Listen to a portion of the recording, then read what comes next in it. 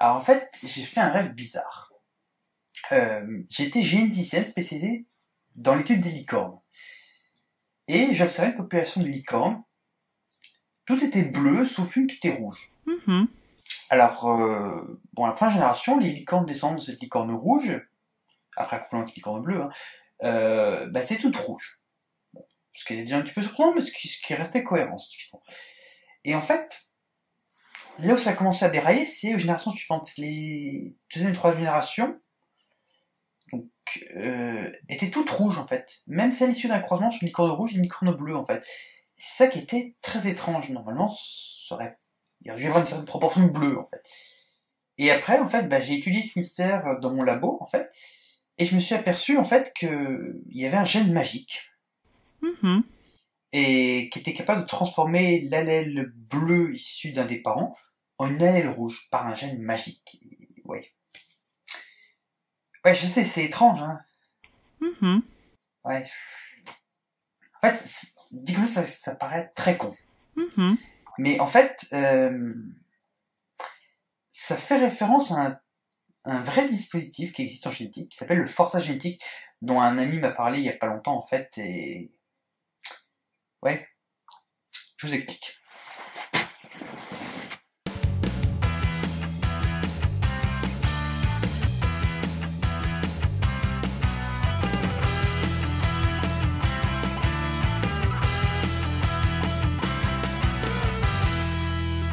Le forçage génétique, c'est une technique qui permet, à partir d'un seul individu, de transmettre un gène à tous ses descendants. Et ça sur plusieurs générations. Reprenons donc l'exemple de la licorne.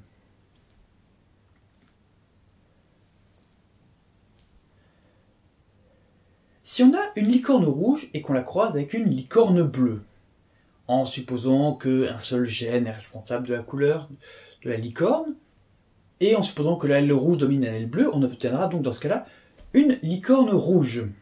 Cette licorne rouge va donc avoir les deux allèles, une pour le rouge, une pour le bleu. Mais quand elle produit des gamètes, la licorne ne transmet qu'un seul des deux gènes. Donc, elle ne va transmettre que soit la couleur rouge, soit la couleur bleue. Résultat, pour la moitié seulement de la descendance, il y a la couleur rouge présente dans le patrimoine génétique de la licorne. Pour les autres, c'est la couleur bleue qui se retrouve.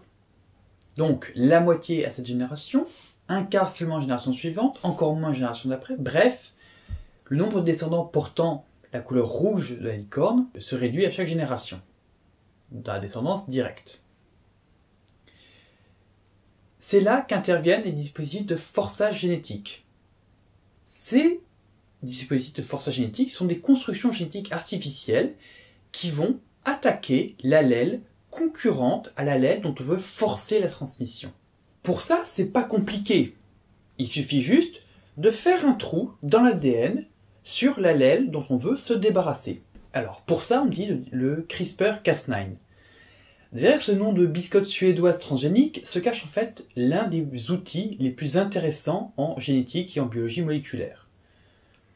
C'est un outil qui permet de découper l'ADN en un point très précis. D'autres outils existent depuis beaucoup plus longtemps, mais celui-ci a le grand avantage d'être assez précis, d'être assez efficace et surtout de le faire pour pas cher. Le CRISPR-Cas9 a deux parties. La partie enzyme qui est chargée de découper l'ADN et un ARN, le Cas9, qui est lui chargé de viser la zone. D'abord, le Cas9 va se lier à l'ADN en utilisant une complémentarité, puis l'enzyme CRISPR va se lier au reste du Cas9 et ensuite découper l'ADN qui se trouve finalement en face d'elle. Je ferai peut-être un jour une vidéo un peu plus précise sur CRISPR-Cas9 parce que moi je trouve ça intéressant comme outil puis qu'on en parle un peu beaucoup. Et puis son histoire de découverte est quand même pas si intéressante que ça. J'aime bien les découvertes, moi, mais... Donc, dans notre cas, on va se servir du CRISPR-Cas9 pour faire un trou dans l'allèle concurrente. Avoir un gros trou dans l'ADN, c'est pas quelque chose que nos cellules aiment. C'est pour ça que cette rupture entraîne l'activation de certains mécanismes de réparation qui vont intervenir pour justement combler ce trou. Mais le combler d'une manière assez intéressante. Pour réparer l'ADN, les cellules vont enlever de l'ADN autour de ce trou, puis recréer un nouveau morceau d'ADN en prenant un modèle bien particulier, le second brin d'ADN, celui où il y a l'allèle dont on veut forcer la transmission. L'enzyme qui répare va ainsi recopier l'allèle dont on voulait obtenir un deuxième exemplaire. Résultat, la licorne se met à porter en 2 exemplaires l'allèle dont on voulait forcer la transmission. La licorne devient alors homozygote pour l'allèle rouge, qu'elle transmet à ses descendants, qui deviennent à leur tour homozygotes par à nouveau le dispositif de forçage génétique, et cela pour des générations et des générations. Vous me connaissez, si je vous en parle, c'est que ça existe vraiment. Voilà. Ça existe vraiment, et on parle beaucoup même de l'utiliser, ce qui effraie certaines personnes. Certaines personnes voudraient l'utiliser sur des moustiques. Il y a beaucoup de recherches sur les moustiques pour tenter d'éradiquer le paludisme que ces sales bêtes propagent. L'idée serait de forcer la transmission d'un gène qui rend certains de ces moustiques incapables de transporter le paludisme ou qui limite leur capacité à se reproduire, ce qui permettrait de réduire la population de moustiques et donc la transmission du paludisme. Ce qui permettrait en théorie d'éradiquer le paludisme, mais qui n'est pas sans risque. En effet, répandre une telle technologie dans l'environnement, répandre des moustiques ayant ce dispositif forçage génétique, implique que la modification génétique va se transmettre, se propager dans la population, mais rester. À partir du moment où c'est répandu dans l'environnement, ça deviendra très compliqué de l'arrêter. Et surtout, le CRISPR-Cas9 pourrait muter, notamment le Cas9.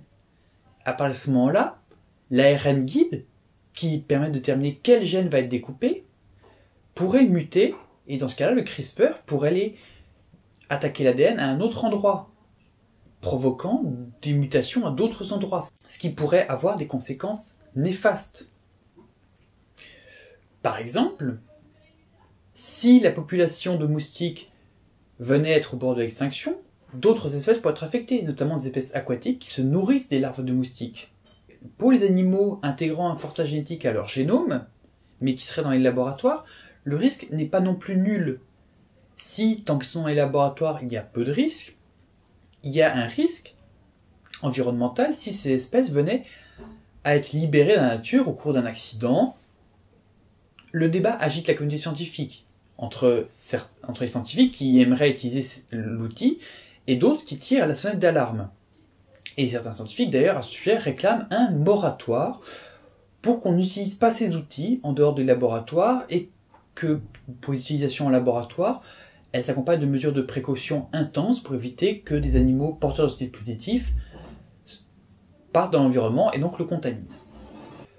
Un cadre international appelé le protocole de Carthagène existe pour encadrer les risques biotechnologiques et notamment toutes les manipulations génétiques. Signé par l'ensemble des pays du monde et l'Union européenne, qui n'a pas statut de pays, il permet effectivement, théoriquement, d'encadrer, mais le souci est l'application, qui n'est pas forcément suivie, et surtout, il n'existe pas de mécanisme de contrôle aujourd'hui. La réflexion doit concerner l'ensemble des pays situés au niveau international. Dans le cas des moustiques génétiquement modifiés ne s'arrêteront pas aux frontières, ce qui explique pourquoi un cadre international est nécessaire et pourquoi les lois pays par pays ne sont dans ces situations-là pas adaptées. C'est une technologie que moi je trouve fascinante intellectuellement, mais qui est d'un potentiel effrayant si elle se répand à la nature de manière incontrôlée. Vous notez vraiment toutes les conneries que je raconte ou Mhm. Ouais, c'est ça.